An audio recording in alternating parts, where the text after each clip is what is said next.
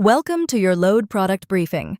Today, we're looking at why AI can't replace real customer insight, how product management is evolving, the enterprise success of coding agents, and a tactic for keeping teams motivated. Our top story. A product management blog warns that leaders shouldn't rely on large language models for customer insight. It argues that LLMs deliver generic, often outdated data and can't substitute for real human judgment in understanding customers.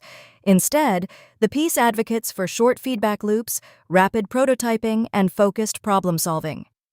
The takeaway here is that while AI is powerful, outsourcing insight to it risks losing the nuance only direct customer interaction can provide. Next up, David Pereira maps out product management's evolution through a past, present, and future framework. He shows how AI and emerging AGI are pressuring the role to change, but argues PMs aren't disappearing.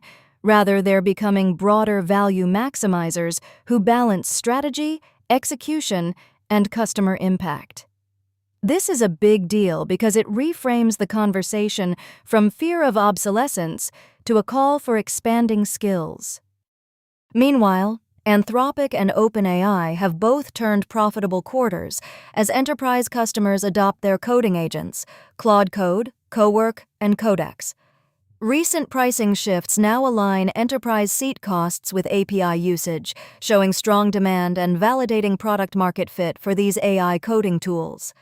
This matters because it signals that enterprise customers are willing to pay for reliable AI assistance in development workflows. And finally, a strategy for motivating teams toward big goals: sell your next point C. Rather than just maintaining the status quo, define a concrete, vivid short-term target to achieve within 12 to 24 months. This strategic milestone becomes a fundable rally point that aligns vision and drives progress. It's a practical way to turn a long-term ambition into something teams can actually get excited about. That's it for today's briefing. See you tomorrow.